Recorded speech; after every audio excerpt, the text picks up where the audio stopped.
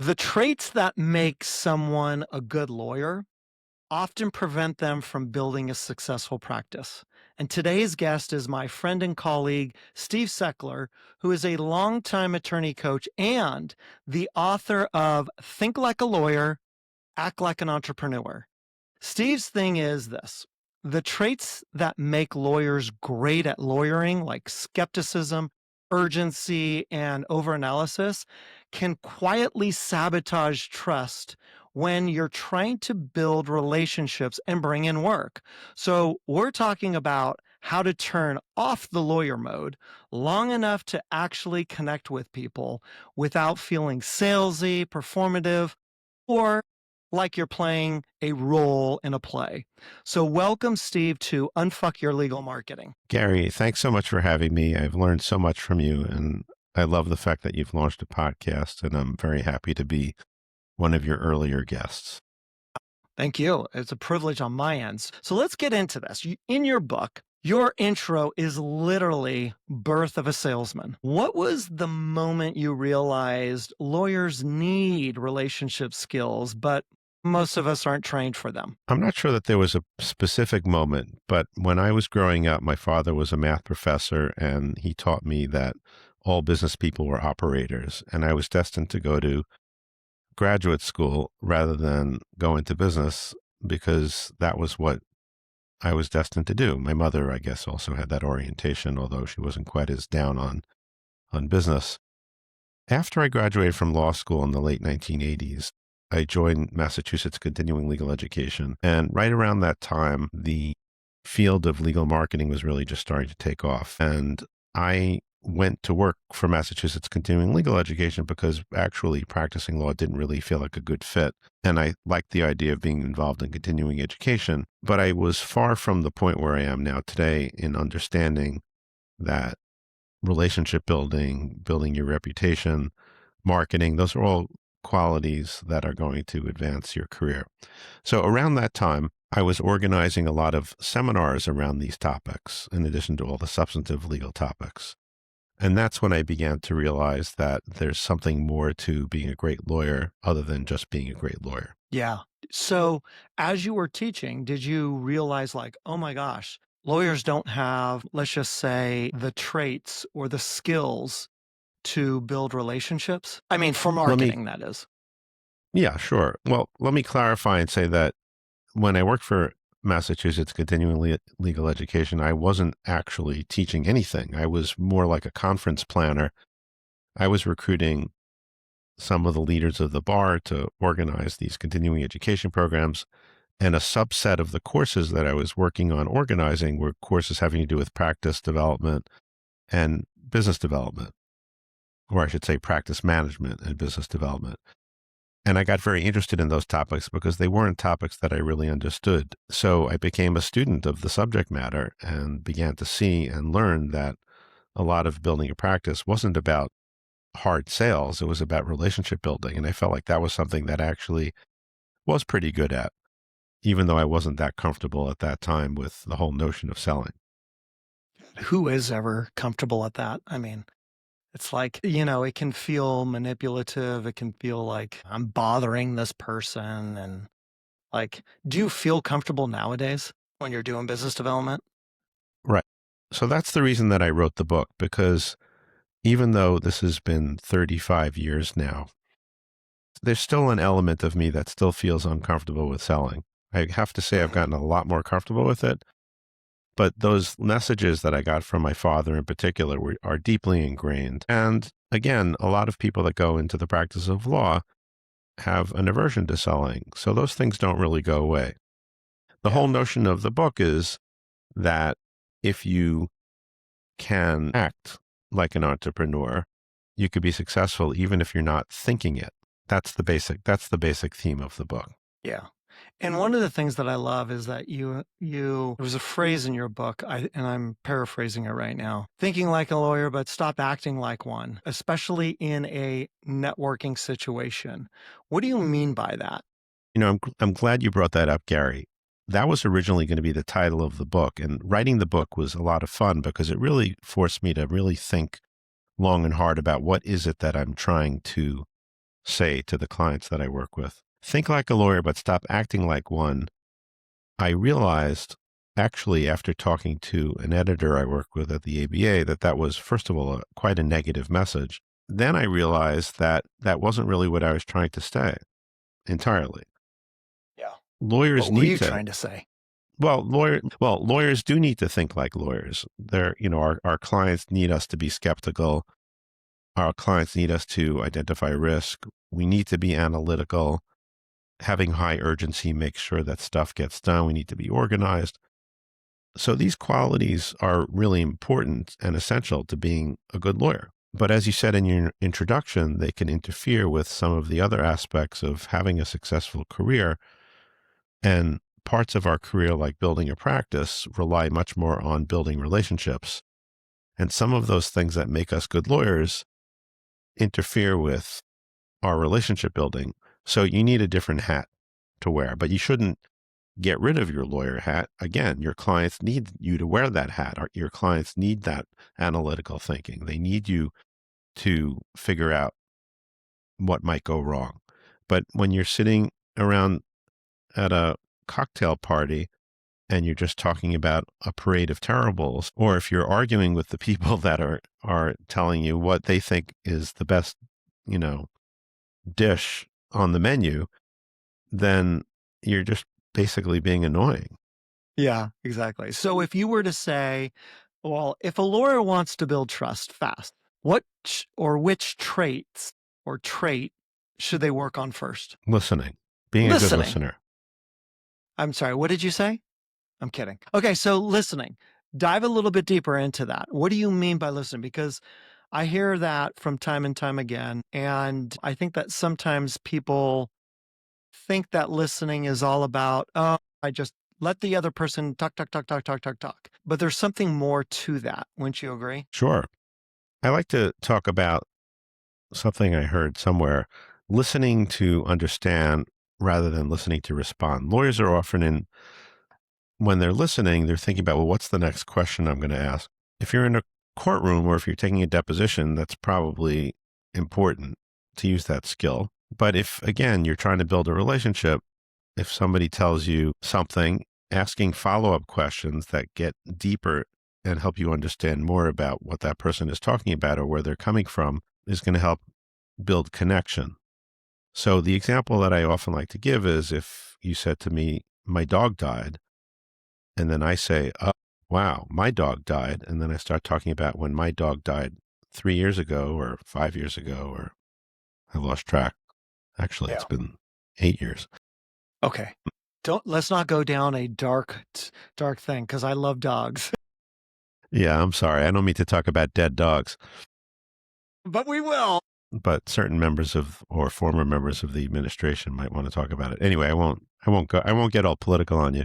There you go. But so if you say my dog died, a more appropriate response might be, wow, when did it happen? So level one listening is self-referential. You say something, I heard what you said, but I start talking about myself. Level two listening is asking follow-up questions, trying to go deeper. And then level three listening, which is the highest form of listening, might be, wow, Gary, you seem pretty upset about this. How old, how old was she? And did your kids grow up with this dog? And so that's level Yeah. three listening. Level zero listening, which a friend of mine came up with, is, yeah, so we're going to Hawaii in 2 weeks. I You want to hear avoid, you want attorneys to avoid that. You want to I avoid that. seriously hear attorneys fairly regularly at different networking events do level 0 and level 1 regularly. So let me ask you this. Why is it that they typically do level 0 or level 1? Is it, because they're insecure, they don't know how to communicate, they're arrogant, they're conceited, they want to big dog it. What do you find is your experience? Because you've dealt with thousands of attorneys. Why do you think that they usually revert to the level 0 or level 1 listening? One reason, which is sort of a negative reason, I think, is that lawyers have a tendency to want to show how smart they are. And so Yeah. by showing what we know rather than going deeper and asking follow-up questions, we think that it makes us look smart. Another reason, however, is not so negative, and I don't think that level one listening needs to be avoided at all times. When we share something with somebody, that is a form of a bond. So if we've both gone through an uncomfortable experience or even a tragedy, sharing that can be a way of connecting. Or, you know, it's the most fundamental of human traits that we're looking for common ground. It's a way for us to know we could trust somebody. So you Yeah. grew up in the same place. I know your wife grew up on Long Island. I grew up on Long Island. Yep. Therefore, I trust you. Or we went to the same school. Yeah. Yeah. I probably wouldn't do that, trust me. But but I am grateful that you do because just because I married into it doesn't mean that. No. But at the same time, I look back on that time when you and I first met and we had the conversation and we did connect on the fact that she was from Long Island, you were from Long Island, and so we had that connection. And also me being a Gentile and my wife being Jewish, that was like, okay, like we have that connection. And I do think that that does build trust because I think we were both doing a really good job of either level 2 or level 3 listening, where we were trying to find that common bond with each other. It's one of the things that I deeply appreciate with our relationship, is, is the fact that we do have that open relationship where we can listen to each other and not try to prove to the other person how smart we are. And I do think that that's one of the big things. Either prove how smart they are or lawyers like to be right. You know, let me prove to you that I'm right. That's not always the correct way to build a deep relationship with somebody or to connect with them. Now, if you were to, Actually, Gary, um, if I could interject here yeah, something, there's another reason why you and I connect, and it's interesting. You're married to somebody from Long Island, but you did grow up in California. You've spent your whole life in the West, but which would suggest that our communication style would be different because I'm from New York and we tend to be a little bit more aggressive. We tend to interrupt a little bit more. But your communication style is, to me, it sounds much more like East Coast. And I think that really helps us connect more. So that's an intangible way that we create connection. We also share a similar sense of humor, and we're both very sarcastic. And being sarcastic with somebody who's not sarcastic might not be a great way to connect. But having similar communication styles can be a way of building connection. That doesn't mean you have to have the same communication style. You could adjust your own, but having that is a source of connection and bond, and it helps us build our relationships. it's a great point that anybody who's listening, that point of mirroring is so important where you're trying to build that connection, right? And through how you communicate, like you were saying, sarcastic, maybe a little bit more aggressive, maybe a little bit softer, slow down your speech or speed it up, depending on what that other person is doing. But I agree with you. I think that those are much needed traits that attorneys, and I wouldn't even just say attorneys, I would say everybody should have when they're trying to um, build a relationship with somebody. So I want to pivot just a little bit. And this is all about connecting with people. When we connect with people at, let's say, a networking event or a cocktail party, and we are trying to get the other person to open up. What are some of your favorite open-ended questions that, build rapport without sounding too scripted? To me, it's very contextual. It depends upon where you are, what the circumstances are. I like to focus on the personal more than the professional if I can, because the professional sounds kind of dull and boring. Like, so what do you do? Yeah. And we can get to those questions, but I always talk about a good place to develop business relationships is at your kids' events, soccer games or whatnot. And if you're at your kid's soccer game, focus on the kids and ask them about their kids and what other activities their kids are involved with. And by getting to know them personally, you could start to build a relationship. Then later on, you could ask a little bit more about what do you do? And then Again, if you're on the soccer field, try not to focus too much on their business. But if they sound like somebody that you're interested in learning more about, then say, gee, I'd love to have coffee with you. Now, if it's somebody it's a parent on your kid's soccer team of another kid that's on your kid's soccer team, you're going to see them again. So you don't have to rush it. If you're at a business Yeah. networking meeting, that's a little trickier. And again, it depends on the context, but find out why they decided to attend the event. Maybe ask a question more like that. I love those because you hit on something that I think is such an important element, which is don't rush it. It's a marathon, not a sprint. You're going to see these people again.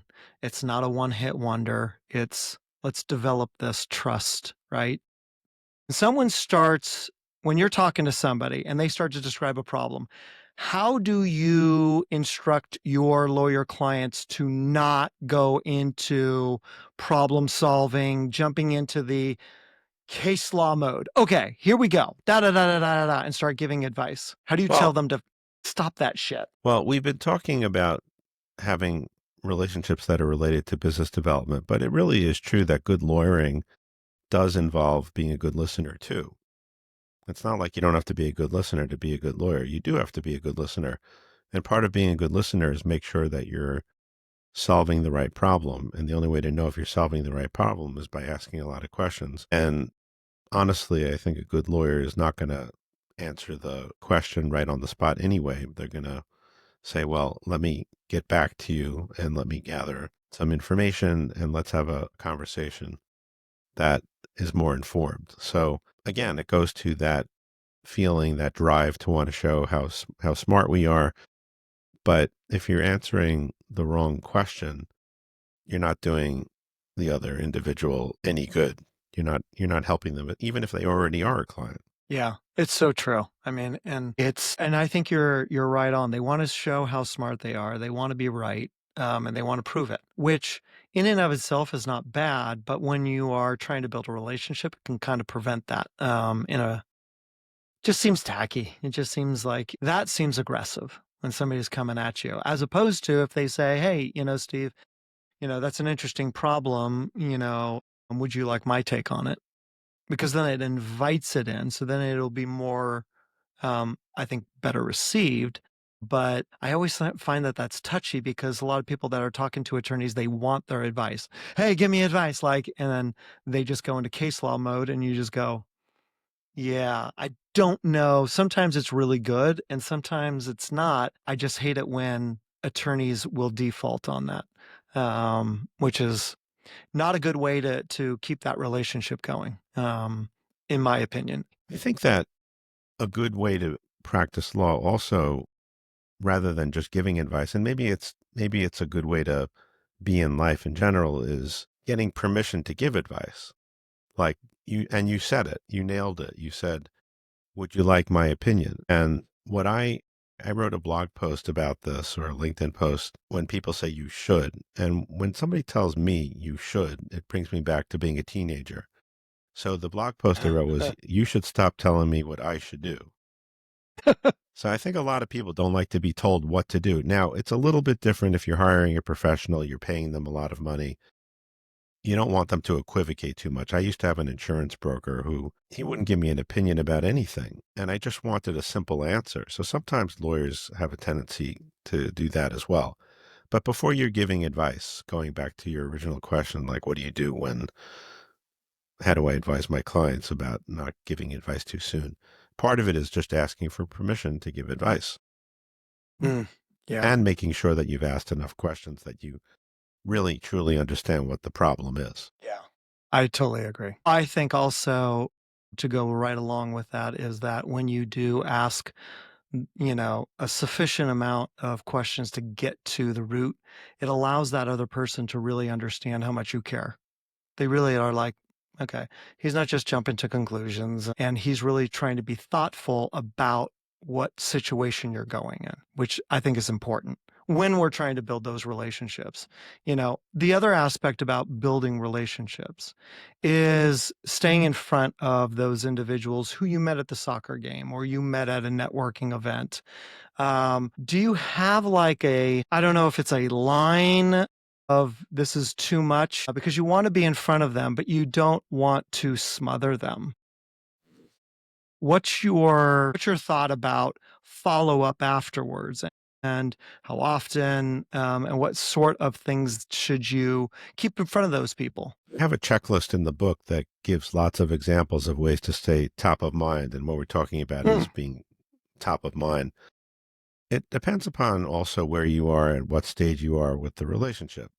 When you first meet somebody, you barely know each other. You don't really know how you could help each other. And you're just trying to establish whether there is going to be a next step. So if we're talking about meeting somebody again at a kid's event or at a networking event, then the question is, do you want to go to the next step, which is maybe have coffee with them or just have a conversation with them over Zoom to learn more about what they do and see if there are ways that you could be helpful to each other? Thinking about the next step after that is a good thing to do too, because you could have one conversation and then that's the end of it.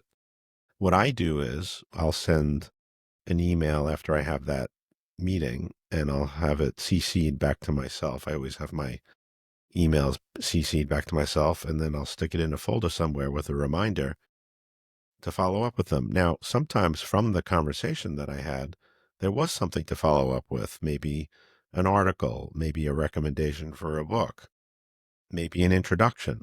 So maybe there's a next step right away. What I like to do also is sometimes I have a podcast like you, and Gary, you've been a great guest on my podcast Thank several you. times, so I really appreciate that. I'll sometimes invite people to be a guest on my podcast as a next step. That's obviously a much more significant commitment. I'm not suggesting to your listeners that they need to do that. It's just an example. I have lots of ways that I follow up with people that are have nothing to do with business. So, if you find out somebody's birthday, reaching out with a birthday greeting. If you're a good listener and you find out about their family and then you find out that somebody in their family is sick, you could check in Yeah. a month or two and ask, hope everything is going okay. If you know that their son or daughter is graduating from high school and it's around graduation time, send a congratulations.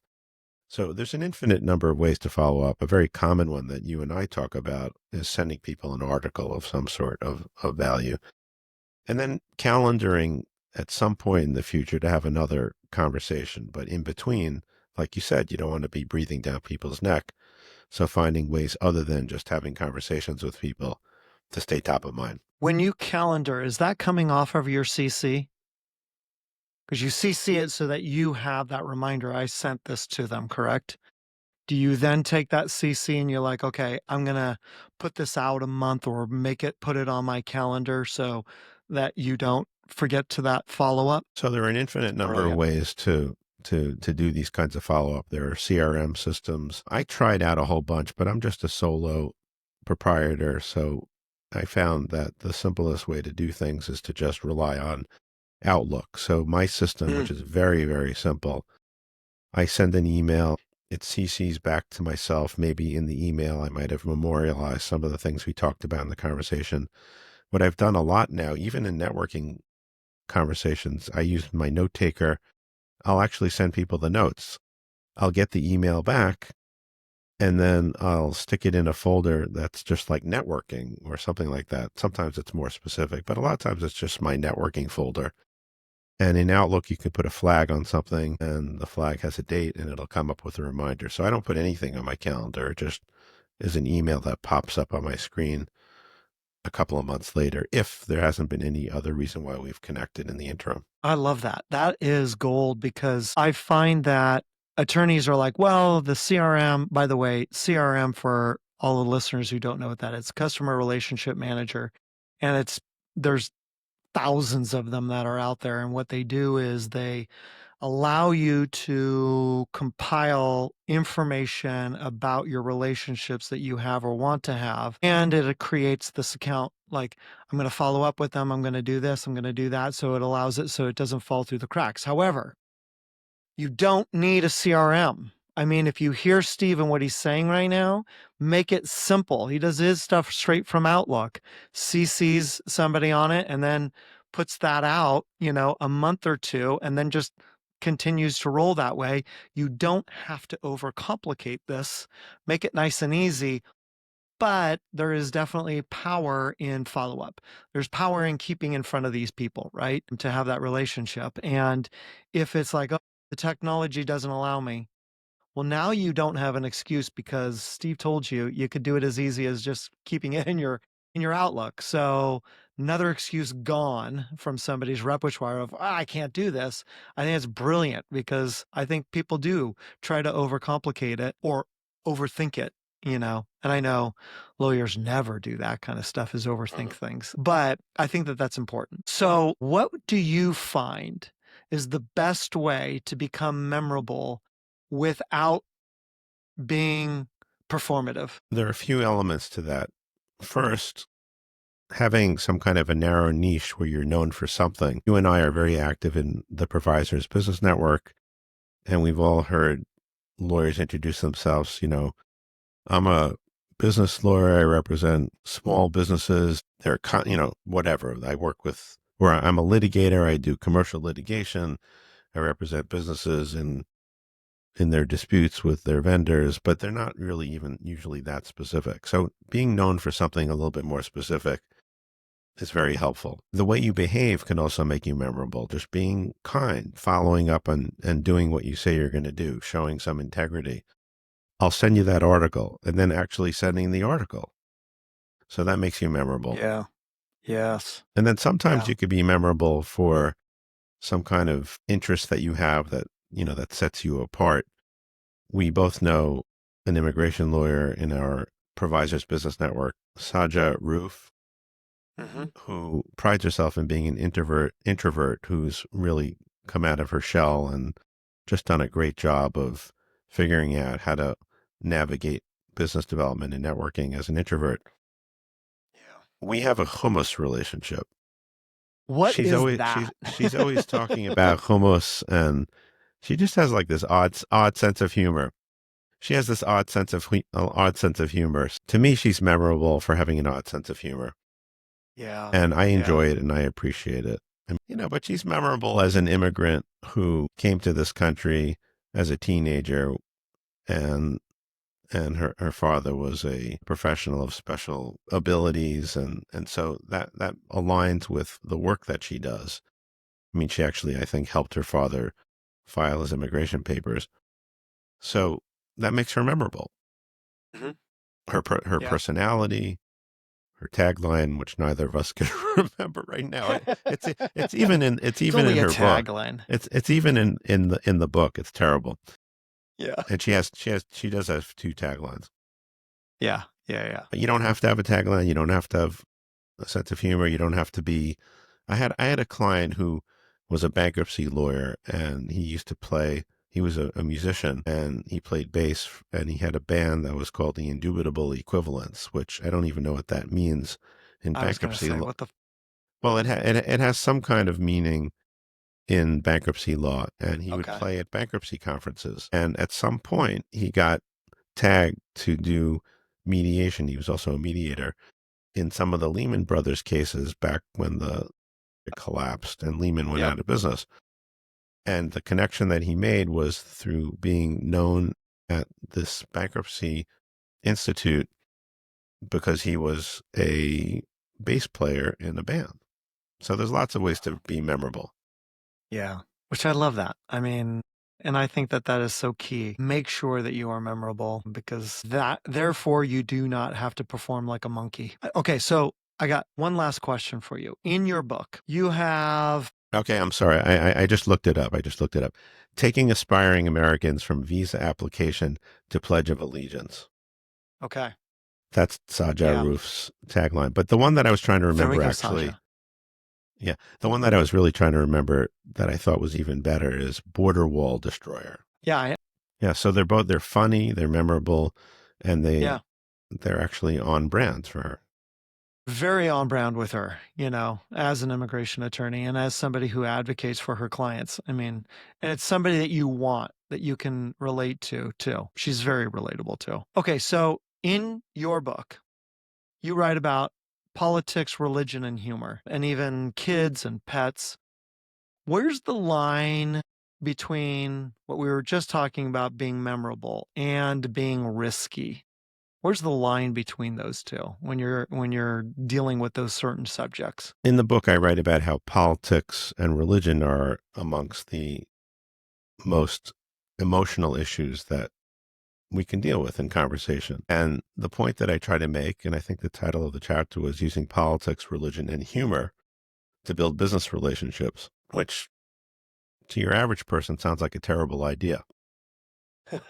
And the reason why it can be a terrible idea is that you can really piss somebody off and never really finish the conversation if you espouse something to someone who you don't really know them and you don't know anything about what they think. But Mhm. if you determine or find out that people have a similar political vantage point that you have, or if you discover that you both share some of the same religious upbringing, beliefs, but it doesn't have to be Mhm. beliefs, or if you happen to have a similar sense of humor, those are amongst the most emotional issues that can come up in conversation, and those can create very strong bonds. So, as we discussed beginning earlier on in our conversation, your wife is Jewish. Okay, so that creates a little bit of a bond. We both have, pretty sarcastic senses of humor. So that's a bond. And we both see the world politically in a similar way. So that is also a bond. The way to find out what people's political orientation is or whether they share some of the same upbringing is to ask neutral questions. So, did you see the hearing the other day? It doesn't suggest what you think about the hearing. Or you could say, right now we're in the middle of a war with Iran, and you could say something very neutral like, boy, I'm just seeing a lot on the news these days about Iran. Just make a statement. And Yeah. what I find is that a lot of times people will pick up on it, and then you will know pretty quickly what they think. Most people are not going to filter that once the subject is brought up. And then if it seems Yeah. like this is not going to go well, then just change the topic. Yeah, and I'm really good at changing the topic. I'm like, "So, how about those, New York Giants, huh?" Like, or no, no, no. "How about those Jets? They suck." Yeah, How but about them but both I socks? yeah, both of them suck. But, it is, it is a connection point that we can have with people, right? Like you had said. And I love the idea of asking a neutral question. It kinda allows you to kinda feel it out, and then responding appropriately and accordingly to, whatever this could happen so depending on how they respond to either your statement or question, I think that that can lead to really good, solid start of a relationship, which is exactly what we're all talking about, right? Because we led with your book, Think Like a Lawyer, Act Like an Entrepreneur, which if you haven't gotten this book yet and you're listening to this podcast, you've got to get it. It is filled with so many good things to it. And even though Steve will not gush about how great of an author he is, great of a writer he is, because you really are, Steve. You really know how to um, make things at a high level very understandable and relatable too.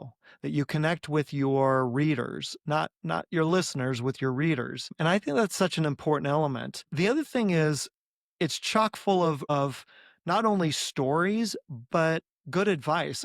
One of those is your checklist of how do you stay top of mind? It's not just educational, it's not just entertainment, but these are some of the things that you could do, right? To build these relationships. And you've given us so many freaking nuggets like listen to understand, not to respond.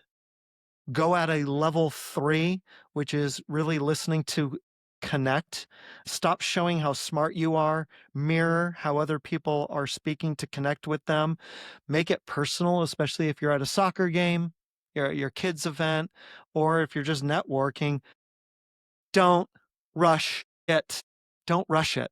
Whatever you do, don't rush it. And when you're starting to build a relationship, make sure that you follow up. I love your idea of using Outlook to not quote unquote put it on your calendar, but put it out 1 month, 2 months, so that it's appropriate when you're staying on top of this relationship so that you can stay connected with them. And then just be memorable. Like, literally be memorable out there and be yourself, authentically yourself. That's one thing that I think you do a fantastic job of. You don't put on a mask. You're not like, "Oh, I'm gonna be this person today, and oh, I'm gonna be this person tomorrow." You're always Steve Seckler every single time. I mean, and you and I have met in person too. And the thing I love about that is you're authentic. You're just truly you, and a very kind you too, that is sarcastic like an asshole, which I love. So I find that a very good trait. But thank you. This has been a treasure trove. I mean, this has been great. And if anybody needs to get a hold of you, instead of you telling how to get a hold of you, it's in the show notes, everybody. We're going to put it in there because you're going to forget. Just click on those and get his book. And you have a new book that you're writing right now, aren't you? Any thoughts of writing a new book? Because how many books have you written? I've only written one book, and Fuck me. honestly, You kidding me? I thought you've written like 1,000 books. Maybe because I've heard about this book so much. Really? It's only been one I book? write a lot of articles. Okay. I was a little bit uncomfortable in writing a book because I thought that I would have nothing original to say. And I've been writing articles for the ABA a lot in the last few years. And an editor that I work with convinced me that it was really not that I was saying things that were so original, but that I had original ways to say things. So, Yeah. so that was really the genesis of this book. But, I don't think a lot of people are saying, advocating that people use politics, religion, and humor to build business relationships or monetizing your children and your pets to grow your law practice. You'll have to look at the book to see what I'm talking about. I'm not talking about selling their organs.